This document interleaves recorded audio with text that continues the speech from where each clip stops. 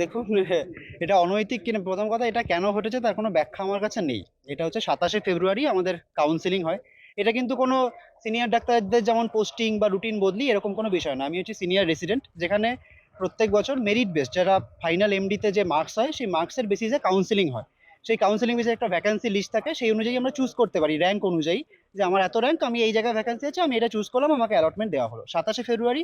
এই স্বাস্থ্য ভবনেই কাউন্সিলিং হয়, সেখানে হাওড়া জেলা হাসপাতালে আমার অ্যালটমেন্ট হয়, আমার র্যাঙ্ক অনুযায়ী আমি চুজ করি এবং সেটা আমাকে অ্যালট করা হয়। এবং আপনারা এমনিতেই জানেন যে বহুদিন ধরে এসআর জয়নিং এর কোনো নোটিশ বেরোচ্ছিল না, যেটা গতকাল আমি দেখি সন্ধ্যাবেলায় হঠাৎ বেরিয়েছে। অদ্ভুতভাবে সেখানে গোটা লিস্টে বাকিরা যা অ্যালটমেন্ট ছিল কাউন্সিলিং পদ্ধতিতে 778 জন যে কলোনি রয়েছে তাদের সব একই রয়েছে। আমার ক্ষেত্রে আমি দেখতে পাই যে হাওড়া ডিস্ট্রিক্ট হসপিটালটা চেঞ্জ হয়ে গাজল এসজিএইচ মালদা বলে একটা হসপিটালের কথা লেখা রয়েছে। খুব আশ্চর্যের কথা, প্রথম কথা এটা তাহলে কাউন্সিলিংটা কি হলো, মানে একটা কাউন্সিলিং হয়ে গোটা বিষয়টা হলো, তাহলে কাউন্সিলিং ব্যাপারটাই কি?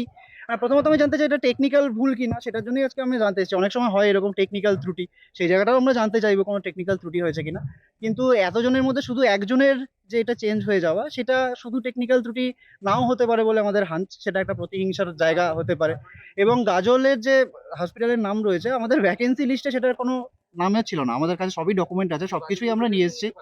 মানে গাজল কেউ যদি চাইতো, হতেই পারে যে মালদা কোনো একজন স্টুডেন্ট সে গাজলটা হয়তো নিতে পারতো তার বাড়ির কাছে বলে, সেখানে কিন্তু কোনো ভ্যাকেন্সি লিস্টই ছিল না। ফলত গোটা ব্যাপারটাই অনৈতিক। মানে একটা কাউন্সিলিং হলো, সেই কাউন্সিলিং এর রেজাল্ট অনুযায়ী একটা অ্যালটমেন্ট হলো, সেটা হঠাৎ করে কোন মন্ত্র বলে চেঞ্জ হয়ে গেল। সেটাই আমরা জানতে চাই, আমি পার্সোনালি সেই কথাটাই আজকে এসে জানতে চাইবো যে এই জায়গায় কিসের প্রতিহিংসা। দেখুন, কিসের প্রতিহিংসা হতে পারে, একটা জিনিসেরই প্রতিহিংসা হতে পারে যে আমাদের যে সহকর্মী খুন এবং ধর্ষণ হয়েছিলেন আরজিকরে 9ই আগস্ট, তার বিরুদ্ধে আমরা যে প্রতিবাদ করেছিলাম, আন্দোলন করেছিলাম, আপনারা সবাই জানেন যে আমরা একটাভাবে সেই অর্থে সামনের সারিতে থাকার একটা ব্যাপার ছিল, বা একটাভাবে আমরা নেতৃত্ব দেওয়ার জায়গাটা করেছিলাম, সেই জায়গা থেকে একটা প্রতিহিংসার জায়গা হতে পারে বলে আমাদের আশঙ্কা। প্রতিহিংসা বলছি তার কারণ হচ্ছে আর কোনো ব্যাখ্যা আমি পাচ্ছি না।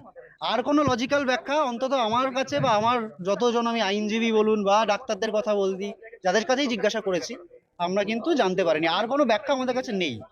অবশ্যই, কিন্তু সেটা তো আগে তো আমাকে কথা বলতে হবে, যে যে দপ্তর থেকে বেরিয়েছে সেই দপ্তরের কাছে আগে আমাকে লেটার দিতে হবে যে এখানে আপনাদের তরফ থেকে একটা ভুল হয়েছে, কেন হয়েছে সেটা আমায় জানতে হবে। আইনি পরামর্শ অবশ্যই নিচ্ছে, অবশ্যই আদালতে যেতে হবে প্রয়োজন হলে। 7 দিনের মধ্যে জয়েন করতে বলা হয়েছে, এবার সেটা দেখা যাক। নোটিশ গতকাল সন্ধেবেলা বেরিয়েছে। ফলো করুন inscript.me